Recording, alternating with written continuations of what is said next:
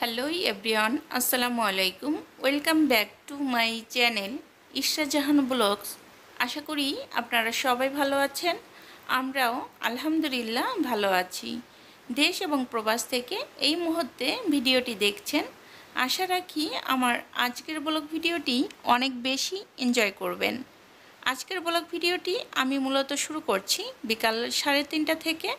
আর আজকে দেখতেই পাচ্ছেন যে তোমাদের ভাইয়া কিন্তু বাজার থেকে বাজার করে নিয়ে এসেছে। কি বাজার করে নিয়ে এসেছে আমার রাজকন্যা কিন্তু আপনাদের সাথে একটু একটু করে দেখানোর চেষ্টা করছে।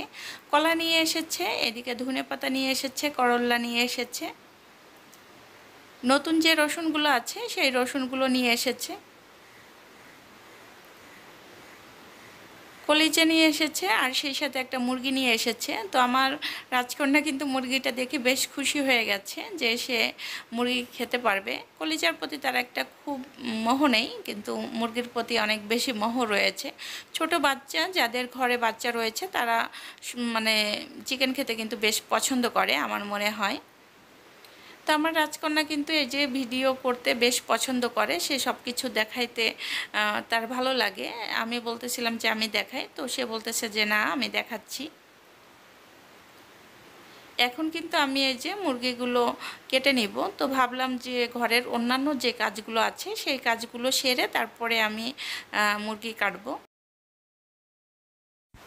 তোমাদের ভাইয়া কিন্তু বাজার থেকে তরমুজও নিয়ে এসেছিল, তরমুজটা একটু ফ্রিজে রেখে দিয়েছিলাম, তো ভাবলাম যে এখন বের করি। আর তরমুজ কিন্তু ফ্রিজে রাখলে অনেক মিষ্টি হয়, মানে আস্ত তরমুজ আপনি যখন ফ্রিজে রেখে দিবেন চিনির মতো মিষ্টি হয়ে যাবে। তো এদিকে তোমাদের ভাইয়া বলতেছিল যে কিরে কিরে মধু মধু, তো তরমুজ দেখে আর ইষ্টামণি বলতেছিল যে রসমালাই ফায়ার সার্ভিস খবর দে। তো চারিদিকে কিন্তু এই রিলসগুলো দেখতে দেখতে অসহ্য হয়ে গেছি। তো এখন দেখি যে আমার ঘরের ভিতরেও সেই স্লোগান চলতেছে। তো ইষ্টামণি কিন্তু তরমুজটা খেয়ে বলতেছে যে বাহ খুব মিষ্টি হয়েছে।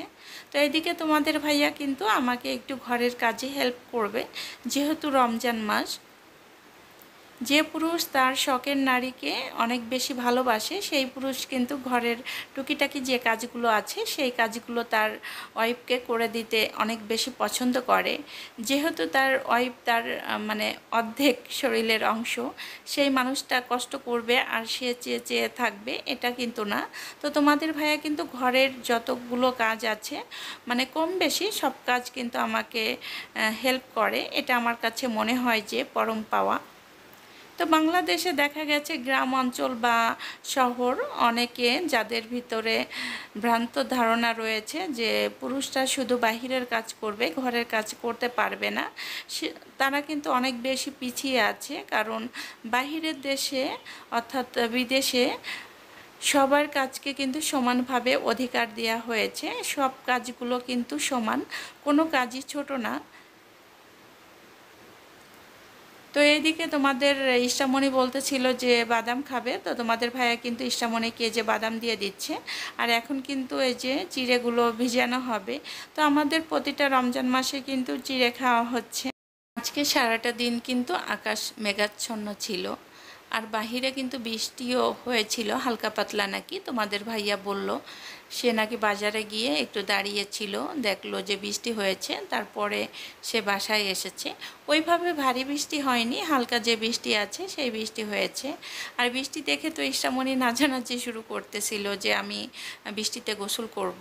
পরবর্তীতে আমি বললাম যে না এখনের বৃষ্টিতে আর গোসল করা যাবে না, কিন্তু বৃষ্টি তো ওইভাবে নামেনি যে মেয়ে গোসল করবে। এইদিকে কথা বলতে বলতে আমি কিন্তু এই যে মুরগি কেটে নিচ্ছি, আর মুরগি কাটার পরে কিন্তু আমি এই যে কলিজাগুলো সুন্দর করে ক্লিন করে নেব। তো তোমাদের ভাইয়া বলতেছে যে তুমি এখনও মুরগি কাটোনি, কতক্ষণ আগে নিয়ে এসেছি। তো আমি বললাম যে ঘরের অন্যান্য যে কাজগুলো ছিল সেই কাজগুলো করে ভাবছি যে একবারে মুরগিগুলো ধরবো। তো এই যে আমি কিন্তু মুরগি কাটাকাটি করে নিচ্ছি, আর ইষ্টামণি বলতেছে যে আমি তোমাকে দেখছো কত সুন্দর করে ভিডিও করে দিচ্ছি, এখন আমাকে দাও, আমাকে ক্যামেরার সামনে নিয়ে আসো, আমি একটু ভিডিও করি। তো এই যে আমি কিন্তু ইষ্টামণির ভিডিও করে দিচ্ছি, আর এখন কিন্তু মুরগিগুলো আমি সুন্দর করে ক্লিন করে নিব। তো ইষ্টামণি বলতেছিল যে চিকেন ফ্রাই খাবে, তো এদিকে কিন্তু আমি অল্প সময়ের জন্য চিকেন ফ্রাই মানে চিকেনটা ফ্রিজে রেখে দিয়েছিলাম, তারপরে কিন্তু এই যে কোট করে নিচ্ছি। চিকেন ফ্রাই করার জন্য বেশ খানিকটা সময় লাগে, 4-5 ঘন্টা চিকেনটা যদি ম্যারিনেট করে রাখা হয় তাহলে ভালো হয়। কিন্তু ইষ্টামণি যেহেতু খেতে চাচ্ছে, তো ভাবলাম যে এখনই ওকে একটু বানিয়ে দেই। তো এই যে বানাচ্ছি, তো আমরাও খাবো।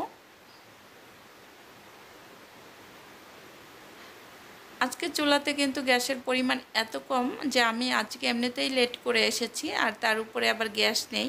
তো অনেক বেশি চিন্তায় ছিলাম যে ইফতারের আয়োজন কি সুন্দরভাবে করতে পারবো কি না। আলহামদুলিল্লাহ, আল্লাহর অশেষ রহমতে শেষ পর্যন্ত কিন্তু করতে পেরেছি। আর এদিকে এই যে আলুর চপ করবো, এই যে দেখতে পাচ্ছেন যে আমি পাশে কিন্তু মরিচ ভেজে নিচ্ছিলাম। শর্টকাট টাইম নিচ্ছিলাম যেহেতু সময় নেই, আর গ্যাসটাও কিন্তু অত নেই, এই আর কি। তো এদিকে কিন্তু আমি চিকেন ফ্রাই করে নিচ্ছি, আর চিকেন ফ্রাই লাস্ট পর্যায়ে চলে এসেছে। একটু পোড়া পোড়া করলে ইষ্টামণি কিন্তু খেতে বেশ পছন্দ করে। রমজান মাস মানে বরকতের মাস, তো এই মাসে যত বেশি ইবাদত করা হবে তত বেশি কিন্তু সব পাওয়া যাবে। তো আমরা যারা গৃহিণীরা আছি তারা তো কম বেশি ইবাদত করি, আর সেই সাথে কিন্তু পরিবারের জন্য কি রান্না করব, পরিবারের প্রতিটি মেম্বার কি খেতে পছন্দ করে, তো ইফতারের সুন্দর আয়োজন কিভাবে তাদের সামনে দিব, এই চিন্তাটাও কিন্তু অনেক বেশি মাথায় থাকে। যেহেতু রমজান মাসে সবাই কিন্তু একটু ভাজা পোড়া খেতে অনেক বেশি পছন্দ করে। তো বিশেষ করে তোমাদের ভাইয়া দেখো সব রকমের খাবার রয়েছে, তারপরেও কিন্তু একটু ভাজা পোড়া খেতে সে একটু পছন্দ করে। তো তার কারণে কিন্তু আমি এই যে একটু ভাজা পোড়া করি। আজকে কিন্তু এখনও ডাবলি ভুনা করা হয়নি। তো আমরা কিন্তু বুট ভুনা খাই না, ডাবলি ভুনাটা খেলে দেখা গেছে মুড়ি মাখার সাথে বেশ ভালো লাগে, গ্যাসের প্রবলেমটা একটু কম হয়। তো আলহামদুলিল্লাহ, আমরা পরিবারের সবাই মিলে কিন্তু একসাথে ইফতার করতেছি। তো আপনারা আপনাদের পরিবারের সাথে কেমন ইফতার করেন অবশ্যই জানাবেন। আল্লাহ হাফেজ।